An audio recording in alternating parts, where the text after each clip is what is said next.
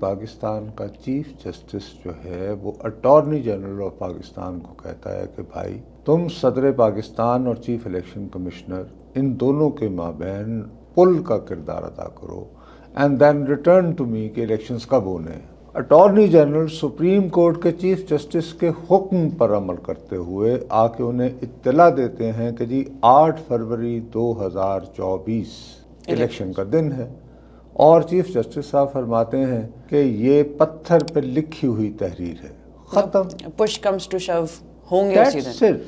ورنہ تو اب انتخابات روکنے کا صرف ایک طریقہ ہے میرے عزیز ہم وطنوں، السلام علیکم، وہ کوئی نہیں، اور نہ ہی ٹو بی فیئر وہاں کوئی اس بات کی خواہش پائی جاتی ہے۔ اب تو کیسے ہوگی؟ اب تو بالکل ہی بیک فوٹنگ پہ چلے گئے وہ لوگ۔ بیک فٹ پہ کوئی نہیں قوت جاتی ہوتی، وہی طے کیا کرتے ہیں۔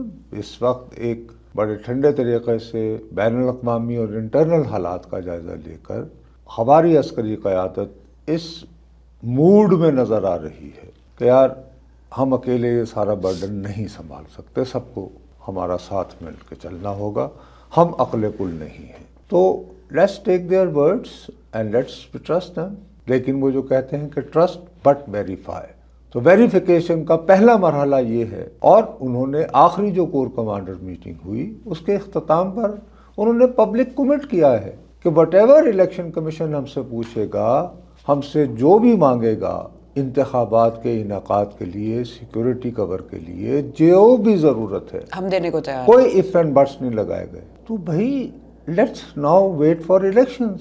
اب ہم کیوں شکوک و شبہات میں پڑ جاتے ہیں؟ اب آ جائیے دوسری طرف مسئلہ یہ ہے کہ ایک صاحب ہیں تو ابھی بھی، لیکن اس وقت جج تھے، نقوی صاحب، ان کے خلاف ایک بندہ جاتا ہے سپریم جوڈیشل کونسل میں، جو فورم ہے کسی جج کے بارے میں کہ بھائی یہ تو کچھ بدعنوانی میں ملوث ہے، وہ وہاں پر کچھ دستاویزات جمع کرواتا ہے، اور یہ واقعہ آج نہیں ہوا، اس سے پہلے آج کے جو چیف جسٹس صاحب ہیں ان بیچاروں کو رگیدا گیا اس کونسل کے سامنے مہینوں تک، اور وہ اپنی بیگم صاحبہ سمیت، ہم انہیں پسند کریں نہ کریں، ان کے رویے کو پسند کریں یا نہ کریں، لیکن حقیقت یہ ہے کہ ان صاحب کے خلاف جو الزامات ایک بہت مشکل دور میں لگائے گئے تھے، اس دور میں لگے جب عمران حکومت نام نہاد اس ملک کے طاقتور ادارے کے ساتھ سیم پیج پر ہوا کرتی تھی، درست؟ بالکل۔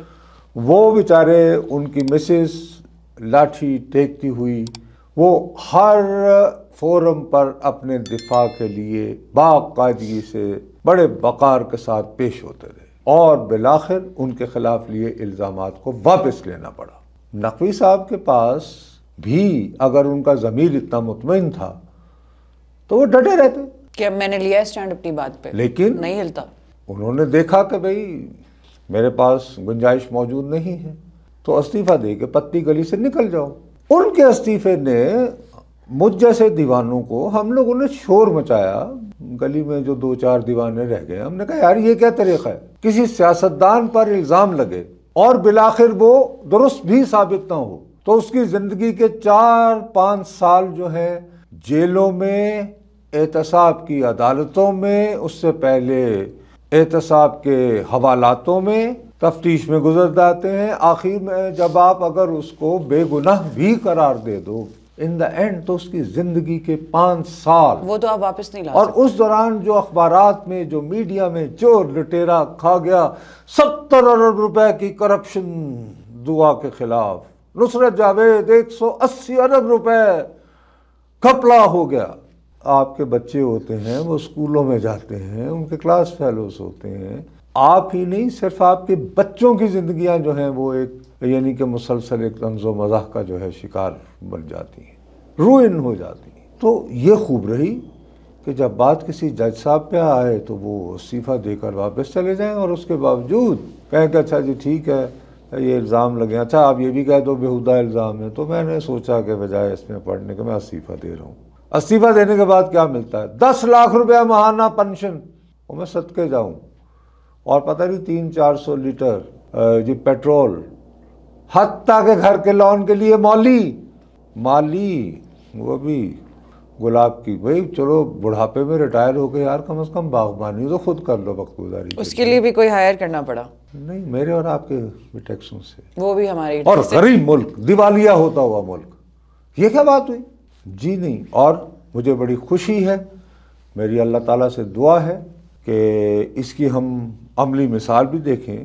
کل عزت مآب چیف جسٹس صاحب نے فرمایا کہ صاحب یہ تو کوئی طریقہ نہیں ہے کہ ہمارے خلاف کسی کی شکایت آئے اور ہم استعفے سے بس نظر انداز کرتے ہیں. اب یہ بات ہو ہی رہی تھی تو افواہ یہ بھی اڑی کہ وہ جو اعجاز الاحسن صاحب ہیں ان کے بارے میں بھی کچھ مواد جمع ہو گیا ہے. ایک تو بہت ہی نمایاں ہے، یہاں پہ اسلام آباد میں ایک ریزیڈنسی ہے، کانسٹیٹیوشن 1 بہرحال 2 3 1 2 3 جو بھی آپ نمبر آپ کو پسند آئے اپنی پسند کا چن لیں، کوئی بھی لگا لیں. تو اس یعنی کہ ایک پوش گیٹڈ کمیونٹی کی جو رہائش تھی اس کی تعمیر کرنے والی کمپنی کے یہ صاحب پہلے وکیل تھے، وہ جو ریٹینرز ہو. پھر ظاہر ہے اس کے بارے میں کچھ اعتراضات وغیرہ اٹھے، مقدمہ چلتے چلتے جو ہے وہ ہائی کورٹ یعنی سپریم کورٹ میں آیا، تو انہی صاحب نے ان کی حمایت میں فیصلہ لکھ دیا. اور یہ بھی واقعہ ہوا ہے کہ حالانکہ سرکاری افسران بیچارے ایسے نہیں کرتے ہیں، مصدقہ اطلاعات کے مطابق جب یہ مقدمہ پیش ہوا تو جب انہوں نے بینچ پہ بیٹھے ہوئے دیکھا سی ڈی اے کے ایک چیئرمین نے، میں دوبارہ کہہ رہا ہوں جو بہت انہونا واقعہ ہے پاکستان جیسے ملکوں میں، بجائے وکیل کے ذریعے بات کرنے کے وہ افسر صاحب، ان کا نام افضل آتا ہے ان کے نام میں کہیں تو وہ اپنے نام کے اس میں بامسمہ شاید اردو کا لفظ ہوتا ہے وہ اس طرح کا، تو وہ خود تل ملا کے اٹھے. انہوں نے کہا سر آپ تو اس پہ منصف نہیں بن سکتے، لیکن یہ بیٹھے گئے. اور یہ وہی صاحب ہیں جو جن کے پاس یہ قوت تھی کہ وہ یہ طے کریں کہ فلاں پاکستانی صادق ہے یا نہیں، فلاں پاکستانی امین ہے یا نہیں. ایسی قوتوں کے مالک لوگ جب ان کی اپنی صداقت اور امانت کے بارے میں شکوک، ایک سب سے بڑی بات جو میں بارہا کہتا ہوں، صادق اور امین کا لقب میری دانش میں صرف ایک ہستی کے لیے مختص ہے جن کا نام لیتے ہوئے میں تو گھبراتا ہوں بھائی، میں تو بار ادب کے ان کا نام بھی نہیں. لیکن اب یہ ایسے ورڈز ہو گئے جو اور یہ ہم سیاست دانوں کے لیے، انسانوں کے لیے، اور ایسے غلیظ انسانوں کے لیے استعمال کریں کہ یہ فیصلہ کرے صادق اور امین. بھائی ارے تم کون ہوتے ہو؟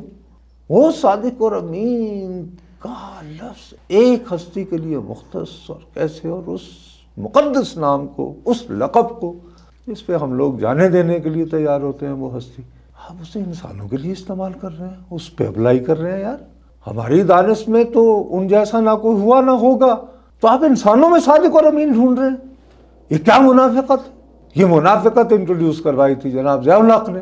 اس کے بعد سے بڑا ڈھول مچاتے رہتے ہیں جمہوریت جمہوریت جمہوریت. یہ جمہوریت نے دیا ہمیں، اس کے بعد آئے جی پھر آپ بھگتے ہیں سزا، اور بھگتی ہے پھر ان لوگوں نے.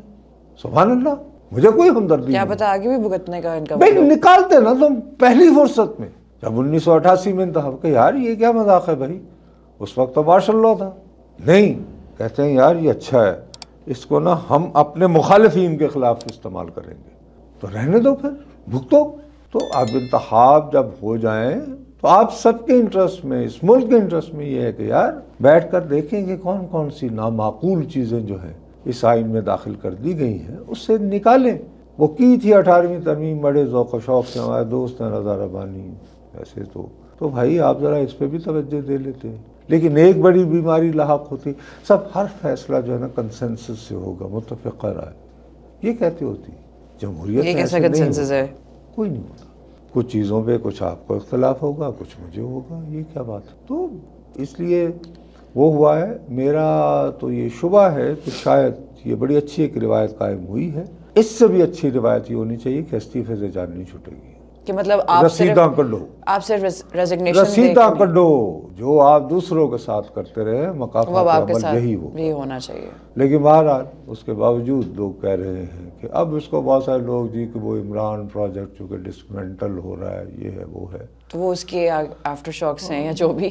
یس may be not, what can we say. لیکن ہمیں تو یہ دیکھنا ہے بھائی کہ کیا وہ ہمیں بہتری کی طرف لے جا سکتا ہے یا نہیں. میری عاجزانہ رائے ہے کہ یس، یہ ہمیں بہتری کی طرف جو یہ استعفے، یس یس اور خالی استعفے نہیں بلکہ اب پیغام یہ بھی ملنا چاہیے جیسے کل قاضی صاحب نے کہا ہے کہ استعفوں سے جان چھڑانی کا بڑی سیدھی سی بات ہے. اللہ معاف کرے، اللہ معاف کرے. آپ لوگوں کے بارے میں آپ کو اتنی قوت ہے، آپ پھانسی کی سزا دے سکتی ہو، آپ سپریم کورٹ کی جج ہو گئی اور آپ کے اوپر الزام لگے کہ بھئی آپ 80 کروڑ روپے کھا گئی ہو کسی سے، اور وہ الزام جیسے ہی لگے میں کسی نہ کسی طرح بد نصیب جو ہوں کچھ ثبوت لے کر سپریم جوڈیشل کونسل میں پہنچ جاؤں اور آپ استعفیٰ دے دیں اور 10 لاکھ روپے ماہوار پینشن کے ساتھ سردیوں کی دھوپ میں لان میں بیٹھ کے سرکار کے دیے مالی کو کہہ رہے ہوں کہ یہ یار یہ ذرا گلاب کا منہ ادھر کر کے اچھی طرح تراشو یار، میں صبح یہاں اخبار پڑھتا ہوں. سبحان اللہ، یہ کیا بات ہوئی؟ پلیز. چلیں نصرت صاحب، پھر ہم اس نوٹ پہ اگلے ہفتے سٹارٹ کرتے ہیں، لیکن یہ چلیں کم از کم اچھی بات کی آپ نے کہ استعفوں سے بات نہیں بنے گی. اب جیسے آپ کرتے تھے رسیداں کڈو، اب وہی ہونا اگر چاہیے آپ پہ الزام لگے ہیں تو جناب استعفیٰ نہ دو، رسیدیں دو، رسیدیں دو، رسیداں کڈو.